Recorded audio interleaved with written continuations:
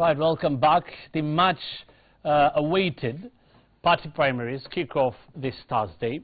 It is going to be a return to that season of madness again as heavyweights square it out for popular parties' tickets. Despite repeated promises to play neutral by party bosses, doubts refuse to go away on just how fair the exercise will be, and that is why we're asking you tonight, do you think the party nominations will be free and fair? Many of you do not think so. On 22422, I have here Akwata in Kisumu City saying they can never be free and fair nominations in any of the parties as long as the big men are never subjected to competitive nominations. Money and power determines the winners. Wilfred in Odhaya says nominations will not be free and fair at all. In Nyeri County, where I am, already there are rumors that some incumbent leaders are hatching a plot on how to rig.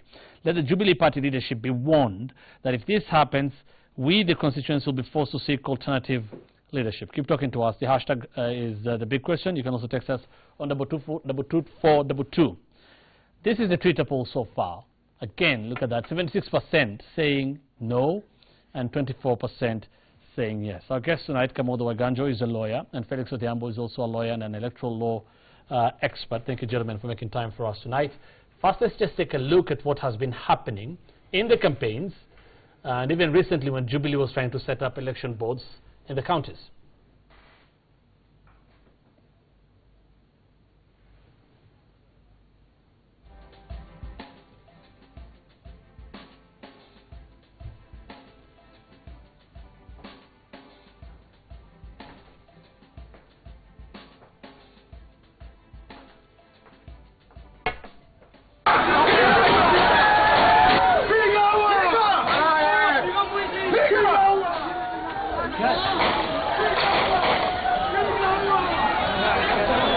Those were scenes from Migori, scenes from Dagoretti, and also Bomas of Kenya. And from the pictures you've seen, what has been happening, it doesn't seem like it's going to be smooth.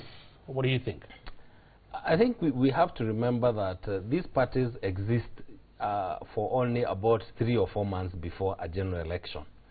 So to expect them to run a legitimate and organized and credible process is to expect too much from them. Many of them actually hibernate until just around now, and they become very active. One, because it's the only time they have some money from the monies that are paid by candidates, and for many of them this is the only time they matter to their members.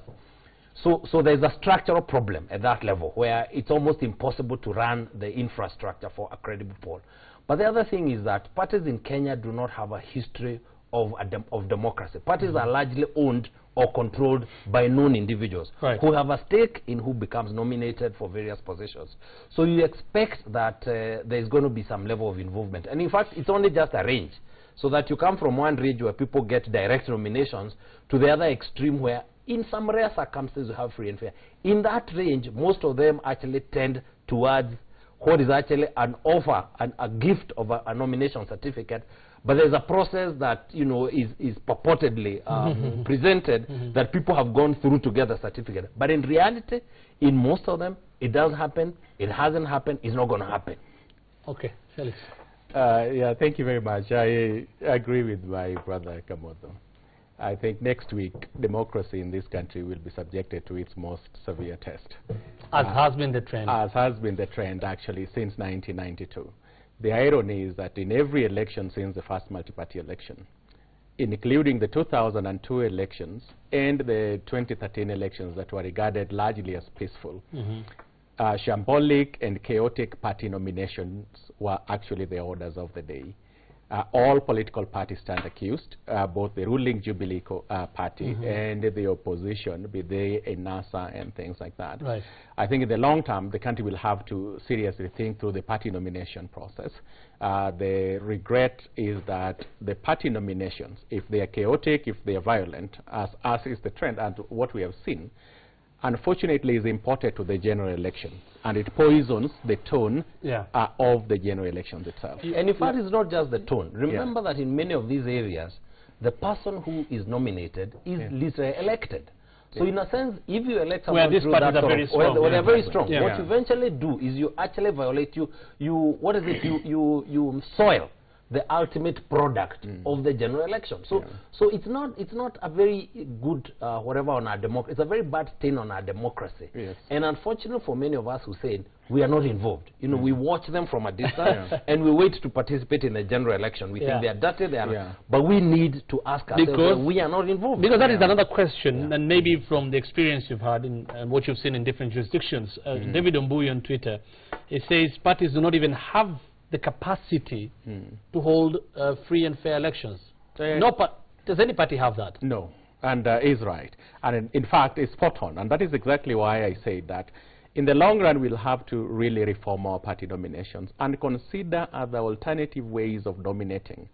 Elections in this country is extremely expensive. Look at the budget of IBC. It's 45 billion shillings. Now, like Kamotho has said, in certain areas, the universal suffrage, in other words, having everybody vote in a party primary, actually makes it so expensive, and especially for the two leading parties, or the two leading coalitions, so to speak, to win, to mount a nomination in Luo Nyanza for ODM, for example, or Jubilee in the entire Mount Kenya region, is an enormous task. They require tons and tons of money and logistics that there is absolutely no political party in this country that would have that capacity. There are other cheaper ways of doing it. There is why, for example, aren't we nominating? We nominate the president in this country, and you will see it very recently. Of course, Jubilee has nominated, but party presidential candidates are nominated through delegates in a convention. And you remember the Kasarani, etc. This is how parties nominate in other jurisdictions, like in Ghana. Be it for civic or parliamentary or presidential, is by delegates. It's cheap, it's easy to organize. Not necessarily fair and fair again. No, you mix you mix the element of democracy, but also some level of party autonomy, where the party also has a role. The party is a social club. Correct. Also. Okay, now that you say that, and many have actually talked of, and I would like to ask this question as well. I mean, in every party, people hold different. I mean, there are stakeholders in a party, but the stake I hold in a party may be very different from the stake Kamotho Waiganjo holds in a party. I mean, I may be a party diehard, and I have demonstrated over the last maybe 10, 15 years that I'm a party financier.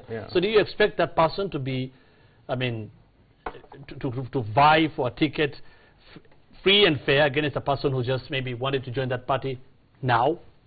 Well, of course they have to. And that is the whole essence of democracy. And next week, I think we should remember that it is extremely unfair to demand of the Independent Electoral and Boundaries Commission to procure credible elections when we don't practice, or political parties don't practice, internal democracy within their ranks. I think we were discussing this with Kamotho actually as we were waiting, that the only candidate that, the only big person was President Mwai Kibaki, where he demonstrated very little interest in party nomination processes. His cronies, very bosom buddies, Matere Kerezi, and many others. Actually, my friend Brungaru lost a party nomination. Kibaki was not interested. Regardless of the stake you hold in the party, do you think that... No, you see, what you need to do, Hussein... Should such people be subjected to that? I don't think it's going to happen. Even if we sit and assume that it is happening, the reality is those people who have a stake are going to have a stake in the result, in the outcome. What we need to have is to have the rules very clear. You know, in the US, they even have what they call super delegates, and everybody recognizes that these are party officials who have certain privileges in the party. Let us name them. They may not be subjected to that. They have more votes. They don't have to be official delegates. They can actually determine the candidates. We need to have the rules clear that recognize that this assumption that we're going to have universal suffrage is not real. it's a facade. It's not going to happen. So let's have better rules. You think it would have been better to just be honest about it and say, Kamotho Waiganjo has been in this party for long. He has demonstrated that he's a financier and he does ABCD for the party, and so he cannot be subjected to party nominations together with Felix, who has just joined now. And let the rules be clear. So that the rules should be clear, so that all of us know that if I want to have a nod of the party, this is the way I get there. Let us also allow the rank and file of the party membership, the process of engaging with. You also do not want to ensure that the party is like a private club, where as long as you have money you can, because then you purchase democracy. I think the question is, how do we temper the reality of party autonomy with the need for democracy? One of the easiest ways is to go through delegates, the delegate system. That allows you to vote such particular individuals, and then allow party officials to participate in some way. Right. And other than the rules, actually, I think the process of, if we were to go to that route, the party must be given, the party structures must be given that power to be able to actually make a collective decision on say, for example, direct nominations. The problem that we are having is that in the past, that discretion has been left to the so-called party owners, such that then when they make that decision, it always appears less democratic. But there's nothing subject to a very proper party machineries, proper rules, and the party structures making a decision to say, for example, grant direct nomination. There's nothing absolutely wrong with that. Right. It's going to be interesting, of course. We'll see with the party primaries kick off on Thursday. That is in ODM, some counties, including Busia, very key one there. I mean, where Paulo Tuoma and Sospito Jamong will be seeking to get the ticket for governor. Wiper begins on Saturday, and Jubilee, of course, is on the 21st of this month. That is next Friday, not this Friday, next week on Friday. Let's see how that goes. Now, the other concerns this evening of IEBC's failure to beat yesterday's deadline to procure the relevant electoral management system. No word yet from the IEBC. So, do we have a cause to worry? I'll start with you. I think yes, and I think the earlier we come to terms with that reality as a country, the better. And let's not just blame. It's very easy to blame IEBC and say they've made mistakes. The reality is that IEBC was also dealt a bad hand. The reality is from the time that we started the process of amending the law on elections, we already started interfering with the timelines for IEBC. And in fact, even then the timelines were a challenge. I remember Felix talking about it almost 6-7 months ago and talking about the fact that we're having a challenge. Now, once the law was enacted, it was not implemented within the timelines that the law anticipated. So in a sense, by the time IEBC is getting into this picture and the commission is appointed in January, it's already very late. Now, IEBC has contributed a bit to the problem, but the reality is we're going to have a challenge in terms of the credibility, not in terms of the integrity of the elections in the way we say an election has been stolen, but in terms of the institutional credibility, the infrastructure credibility of the election. That is going to be a problem for us, and we need to come to terms with that reality. And that is of the whole process. The credibility of the whole process, that's what you mean.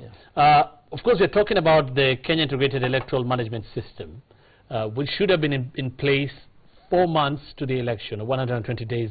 The deadline was April 10th. That was yesterday. And of course, it includes the voter identification, nomination software, and components of results transmission. IBC, for the record, says the system will be available in time for testing, training, and deployment purposes of voter verification exercise that is required by 10th May 2017, in the next 1 month. Worst case scenario, they say they'll deploy 19,000 EVIDs, that is electronic voter identification, out of 40,000, that is the 40,000 polling stations. You still think there's a problem? There is a problem. And let me just say with all honesty that I've worked in elections, and I know for a fact that it's easy to blame IEBC, and ultimately, for sure, responsibility should be shared. And that to make this process credible, many people would have, including other stakeholders, would have to come to help IEBC wade through this problem. But the truth of the matter, also saying, is that certain problems are of IEBC's own making. And if we talk about the Kenya Integrated Election Management System, for example, when this law was passed by the Joint Parliamentary Committee chaired by the Honorable Kiraitu Murungi and the Honorable Orengo, there was a recognition that the country needed to strengthen the credibility of our elections through technology, but also that committee went and prescribed the specification for that committee. It is actually not the timelines that IEBC is in breach of. And granted, there were external factors, including the litigation and things like that, to an extent that they cannot meet that deadline. But the truth of the matter is that when this law was passed, the proper thing for IEBC to have done would have been to call stakeholders and discuss the practicalities of implementing that law. What IEBC did was to run to the chairman of the Parliamentary Justice and Legal Affairs Committee. And if you followed that debate, the Honorable Chief Konga was actually put to task. Did the IEBC approach you as a person, or where is the Hansard report for the deliberation of the committee? And that was the essence of the Duale Amendment, the so-called Duale Amendment. We wasted a lot of time And that process was actually triggered by IEBC. Now, there are two other problems that have actually not come into the fore. When IEBC cancelled the tender that they had given, and I had the privilege of looking at the IEBC Technical Evaluation Committee that went through the technical process. And I must commend them. They, for the first time, in fact, compared to the ECK days, they acted very diligently. Now, the problem that one of the grounds that was listed by IEBC was that the voter registration component has actually been overtaken by events because the voter registration process has happened. Now, by so doing, IEBC actually altered the specification beyond what was contemplated by the committee. And this is how. They have now, what the schemes was all about was an integrated system. Right. One system that integrates voter registration, voter identification, candidates management, and results transmission. That was to be achieved through one system, one gadget that combines and integrated all those functionalities. What IEBC, IEBC should come clear and tell us what Saffron is going to deliver. Because as it is, the specification has been altered, and we are back to the 2013 days, where we will have the BVR, standalone BVR, we will have standalone AVIDs, we will have standalone results transmission system. Now, the cost implication then kicks in. The contract to service these different gadgets will actually make the price seriously go up. But also, one thing that has to, the other thing is the cost implication. Right. The IEBC awarded this on the 3.8 billion, exactly what they had for the budget. If they are claiming that the voter registration component has been taken, what is the breakdown? The value obviously should go down. And I think this is something that I would be keen to look at the auditor's report next year. I think, Hussein, again, and I agree with Felix that there are certain things that in an ideal world, remember, in fact, if you look at the language of that law, you know, it talked about the procurement 8 months before. You see, the reason for that is the recognition that there are certain things you must do within particular timelines. If you're talking about an integrated system, meaning a system that has to be not just in place, it needs to be done for you because it's not sitting in any warehouse. The time that you need, the specifications, because it has to be built for you, the timelines that you need are just not available. So and that's why I said IEBC was dealt a bad hand, that even if they had wanted to go the route of an integrated system, we were not going to have an election in August. So I think the route they have done is a middle way, where we're going to actually have what we had in 2013, or we have a BVR, we have an EVID, but the two are not speaking to each other. But in a sense, I am not sure, practically and pragmatically, that they actually had any other option. But let me say this, Hussein. Let's not assume that people accept elections because they have no technical challenges. If you look at the technical challenges of the election 2002, they were huge. That election is billed as the best in this country. So if I was IEBC now, the greatest amount of energy I'd use is not in the technical aspect. It's actually in gaining credibility that will deliver a good result, even if it comes with technical challenges. Because the technical challenges will be there. But if you deliver a credible result, people will accept the result, even with technical challenges. But finally, is what is happening going to dent its credibility? Is what is happening? Because, okay, from what they are saying clearly, as long as it's sad that it has come to this, but as long as that they have this system and ready to be used by May 10th, and the voter verification process is scheduled to start, then it's fine. Is that fine? Because this can be again open to litigation. I don't think it's fine. I think if we were committed to holding an elections, a credible process, an election that reflects the sovereignty of the people, an election that embodies the constitutional provisions and requirements, including Article 38 on the political rights, but most fundamentally, Article 81 on the general principles of voting, and Article 86 on the voting itself, free, fair, accurate, verifiable elections, then we have no choice. And I must commend the judiciary. This week, the judiciary made a serious ruling. And in this country, it appears to me that it is only the judiciary that actually has the proper grasp of the constitutional requirement of a credible quality elections. IEBC does not. I think I'm probably a little gentler on IEBC because I've also worked in institutions and within government. You see, from the outside, things look very easy, Hussein. But remember that Electoral Commission, when things go wrong, we will blame that commission. it has been played a bad hand. It is dealing with very difficult choices. What the IBC needs to say is that notwithstanding the challenges that may be there at a technical level, our result will not be compromised by any outsiders. We will deliver an election that reflects the wish to the extent that we can. It doesn't matter how credible the institutional arrangement is. If the election is stolen, votes are compromised, it won't matter how good the system is. So we must ensure that we do not, at this point, there are issues that what we should be doing is holding IBC accountable to integrity, not so much of the election. And that is the point. IBC should be held in the same standards as its counterpart, the Electoral Commission of Ghana. They've been able to secure credibility. But they had time, Felix. Felix, they had time. They had time. These guys don't have time. Okay, there's interesting times ahead, clearly. Let's take a look at our Twitter poll again. We were asking you tonight, and we're still asking you, do you think party nominations will be free and fair? Now, 78% still think, 76%, sorry, say no, and 24% say yes. Keep talking to us. The hashtag is a big question on Twitter. You can also text us on 22422. Kamodo Eganjo, a lawyer, and Felix Odhiambo, an electoral law expert. Thank you, gentlemen, for making time for us tonight. We're back after this break.